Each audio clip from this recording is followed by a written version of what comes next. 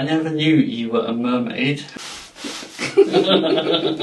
Okay, great intro. Starting to see the collar tie around the waist.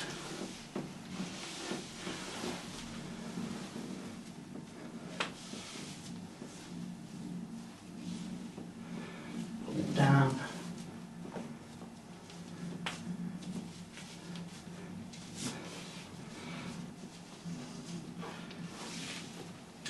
And now I'm going to go around underneath the butt. Make a calf tension. Pull down. Go again.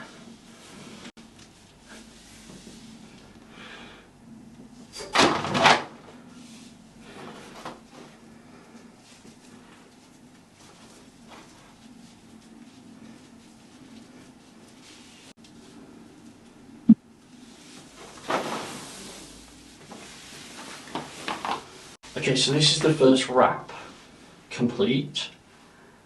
The thing about these wraps is they are a lot more stable if you go through the middle, grab the other side, and then come back. But the problem is some people don't like that too high up because it cuts through onto their groin. So I'm going to try it on you, see if you're okay with it. That's okay. Yeah, that's fine. The easiest way to pass the rope through is if the legs are already together. Can you put your feet back together for me? Is there's a nice little, everyone's got a thigh gap here. Thigh gap. And everyone's got a gap here. What? Knee gap. Pass it through the thigh gap. Into the back. If you could do a little turn for me. And all we're going to do, folks, is we're going to go over and under here. And then we come back through the, guess what?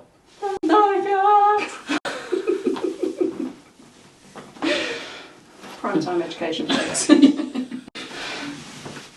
So is that cutting you in half? Somebody don't want to be cut in half. No, it feels alright to be fair. Cool. It's a little bit crotchy, but if you like crotch rope. A little bit crotchy. Yeah, if it is a little bit too crotchy, just don't cut through on the first one. Just do it after this one. But we're just going to go over and under on the other side to where I've already gone. And then again.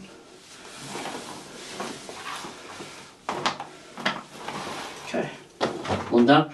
We can spread these out as much as we want. Let's do 2 fingers.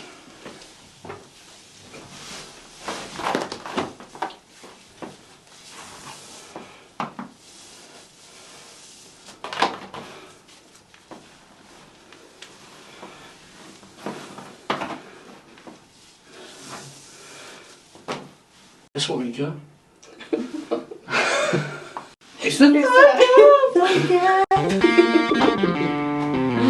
and it's the same thing as before. We just go through, back to the side, over on one side, over on the other, and we're just going to repeat this all the way down.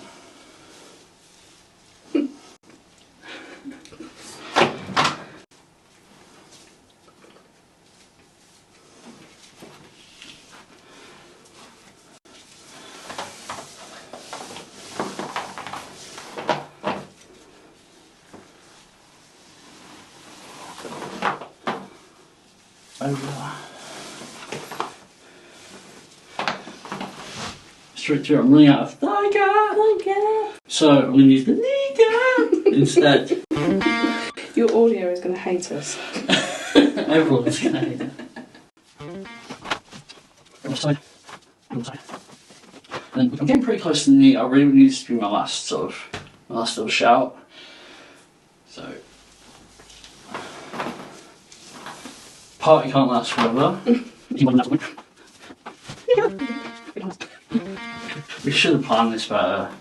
This is planned. A lack of harmony is upsetting. Oh, that's cute. Yeah. This is kind of suspension worthy. However, would be nice, because at the moment we need to load these wraps individually. It'd be nice, really nice, if we had like a stem going down the middle that we can use for lifting off in lots of different ways. So let's have a look at how we do that. I'm going to go back up. I'm going to go behind this, back on myself around this, behind this, around this, and leave the tiny rope. And again, behind this, underneath this. Can't follow the same pattern here, so I'm just going to make something which looks about right. So I'm going to make it an approximate interpretation. And you can see now we've reinforced this middle so it's now stronger. And if you wanted to burn up the rest of this easily, I can double up around the waist. Follow the lines already tied. And then blend that in.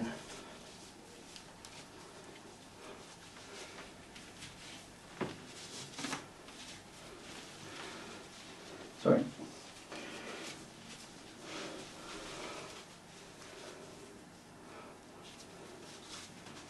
And I'm finishing this whole thing off with a little hitch.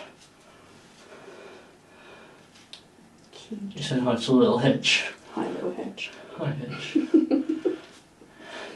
I do have one question. So, tying anywhere near knees scares me. Mm-hmm. How do you know what's too close? Okay, great question. Could you turn around and explain it? So, yeah, you can see that because the quadricep muscle runs down here. I'm on the bottom of the quadricep muscle, but I'm still on it at this point.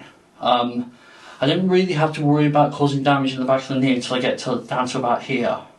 But that being said, the thinner towards the end of the muscle you get, the potentially more uncomfortable it gets. And I'm tying this tie because I want it to be something which is sustainable and comfortable for Mika. So therefore, yes, I could probably go a little bit lower without causing any damage, but I like to be on the muscle here. Okay. So just for reference, that's where my knee bends. Thank you for watching. You can support free rope education by checking out our Patreon. In the meantime, check out this video about finger bondage.